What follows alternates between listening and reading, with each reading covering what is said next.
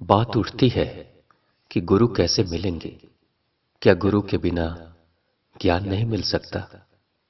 और अगर गुरु चाहिए तो गुरु को हम ढूंढेंगे कैसे? सच्चाई तो यह है कि गुरु कैसे होंगे, कहां मिलेंगे, कैसे हम ढूंढेंगे? अगर हम अपने कुछ मापदंड के अनुसार से कि गुरु को यहां मिलना चाहिए, गुरु को ऐसा होना चाहिए, गुरु ऐसे दिखने चाहिए, अगर हम ये सोचकर चलेंगे तो शायद गुरु मिलना मुश्किल होगा। हम गुरु की तलाश क्यों करते हैं? गुरु की तलाश इसलिए हम करते हैं क्योंकि हमारे मन में कुछ सवाल हैं, कुछ जवाब चाहिए हमें। तो जब जवाब चाहिए तो बेहतर तो ये होगा कि गुरु की तलाश को हम छोड़ें, गुरु को ढूंढने की कोशिश ना करें।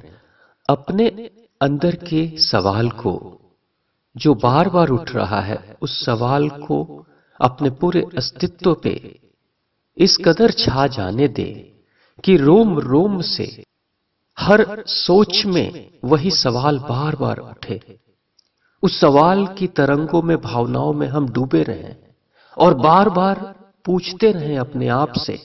जब बार बार वो सवाल उठेगा हमारे ही मन में, पूरे अस्तित्व में वो सवाल जब बिखर जाएगा, तो हम प्रकृति से, ईश्वरीय सत्ता से हम अलग नहीं हैं, हम उसी में रहते हैं।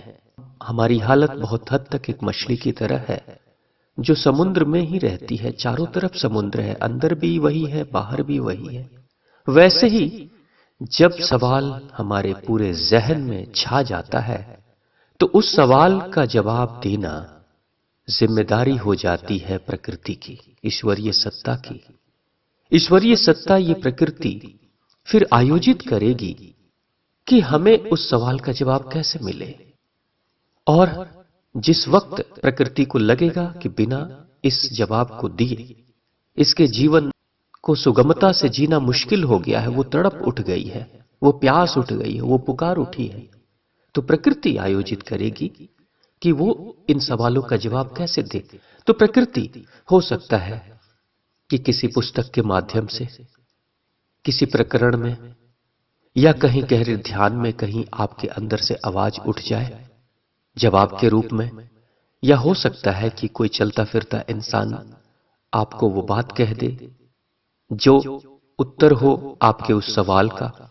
या हो सकता है कि कोई आपके ही घर का कोई सदस्य, हो सकता है कि कहीं आप किसी फिल्म को या किसी भी ऐसी स्थिति में है जहां पे आपने अचानक आपको ध्यान में आया कि मैं इतने दिनों से जिस सवाल की तलाश में था, जवाब की तलाश में था, उसका हल तो यही है। तो प्रकृति आयोजन करती है कि हम कैसे इसका जवाब दें। वो कोई भी हो सकता है। हमें तो मतलब है अपने सवालों के जवाब से, तो हम मांग करते रहें। जवाब कैसे मिलेगा, कहां से मिलेगा, उसकी चिंता छोड़ें। कौन देगा उसकी भी चिंता छोड़ें। हम तो बस अपने ही सवाल को बार बार पूछते रहें। ऐसे कोई सवाल नहीं है जिसके जवाब न मिले हों, और मिलते ही हैं। गुरु बिना ढूंढे, सिर्फ पुकार और मांग से ही गुरु खींचा चला आता है। स्वामी विवेकानंद ने नहीं सोचा था कि रामकृष्ण परमहंस मेरे गुरु बनेंगे। उन्होंने गुरु मानकर उनके पास वो गए भी नहीं थे, लेकिन फिर भी किस वक्त उनके सवालों का जवाब, स्वामी विवेकानंद के सवालों का जवाब रामकृष्ण परमहंस ने देना शुरू कर दिया, और कब दिल ने मान लिया कि यही मेरे गुरु हैं, ये पता भी नहीं चला। गुरु आएगा, गुरु मिलेगा, हमें उसे ढूंढने की जरूरत नहीं है, अपनी पुकार, अपनी मांग को उठाने की जरूरत है। धन्यवाद। आपका दिन शुभ हो।